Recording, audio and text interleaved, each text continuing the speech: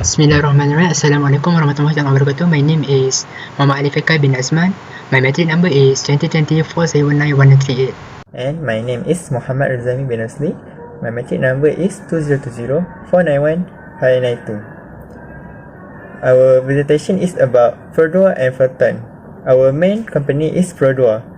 In this presentation, we will talk about Ferdua background, Ferdua hierarchy, Ferdua vision and mission, product and service produced, and also personnel and their job description.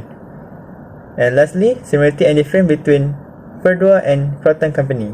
So, inshallah today we would like to present about our task. So, the company that we choose are Prodo vs Proton. So, basically we'll be representing Prodo Sandra and Bahad. So, without further ado, we'll dive right into the first item of today's presentation.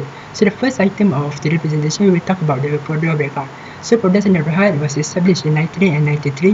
Prodo began its journey as the second national car company to serve the nation's need for an affordable industry-leading quality compact car. So basically, when the Prodo company was first introduced, it focused on developing a compact car. So basically, the first compact car that was created by Prodo and was popular at its time was Prodo Cancer. So, in today's day, Prodo has 41 branches and 139 sales dealers nationwide to serve its customer efficiently. It also has 46 service branches and 124 service dealers outlets throughout Malaysia for customer service. Next, we will talk about vision and mission of Ferdua. Vision Ferdua is seeking to benefit society and ensure the happiness and prosperity of the worldwide. Ferdua vision has been aligned with the core value which portray in the praise of product and service of excellent quality which contributes. It also has been accepted by everyone in the firm.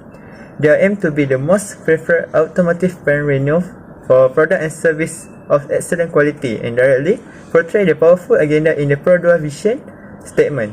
Ferdua vision statement is very simple yet understandable, and they shared by everyone in the organization with praise brand renowned for product and service of excellent quality which contribute to the level of the nation.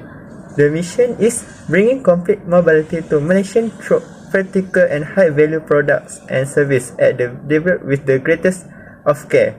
Further vision is to personalize in all our operation, efficiency in utilizing technology and available resources, decision and in meeting our challenges, optimizing benefit to customers and stakeholders, dedication towards social responsibility to community, the environment and development of competent workforce, uniqueness in our products, aspiration to glory, the name of Ferdua. Next, organizational structure. The first is Chairman Tan Sri Asmat Kamaluddin, CEO and President Dato' Zana Abidin Ahmad, Acting Chief Operating Officer Suresh Kumar, Director Ahmad Anwar, Service Head Khatijah Muhammad Saleh, Head of Sales, Planning and Administrator Hishamuddin Abdullah, Admin Head is Muza Mohtar, and lastly, Executive Director Jeffrey Yap. We will talk about personnel and job description of CEO and President. The job description of CEO is responsible for providing strategy, financial and operational leadership for the company and will closely coordinate and work with the board of director and senior leadership team. Plan, develop, implement and direct the organizational, operational and fiscal function and performance. Then, Chairman Tan Sri Asmat Kamaluddin. His job description is leading, chairing and overseeing the performance of the leadership team, facilitating change within an organization. This includes ensuring that all changes are communicated accurately and transparently, running monthly board meeting and ensuring each of the leadership team are accountable, and ensuring the efficiency functional of leadership teams. And lastly, the Chief Operating Officer of a company is a second in command. This professional reports to the Chief Executive Officer with a focus on operationalizing strategy, while a CEO is concerned with a long-term business goal. The COO is tasked with implementing daily operation aligned with that goal and the company strategies.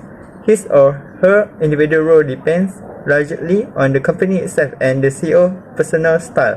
In many cases, the CEO is chosen specifically to complement the strengths and weakness of the CEO, or the work in tandem to bring the best leadership to the forefront. So moving on into the next item of today's presentation, we talk about the product of Produk Sendirian Berhad. So when we are talking about Produk Sendirian Berhad, it is almost compulsory for us to talk about Produk Myvi, which is famous product of Produk. So we talk about 3 features of Produk Myvi. So the first feature is about it is model under hatchback sedan, which means that Produk Myvi is a type of compact car with a generous amount of space inside the car. The second features of Produk Myvi is it is equipped with engine DCVT, which is a very environmental friendly type of engine. So the third features of Produk Myvi, it is intelligent safety, which means that Produk Myvi provides all-round driver assistance. Moving on, we will talk about the second product of Produk, that is Produk Beza.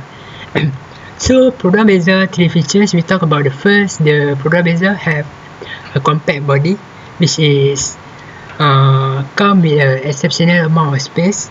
The second features is about Produk Beza have a emergency stability, and the third feature is Produk Beza has a high level of safety and security.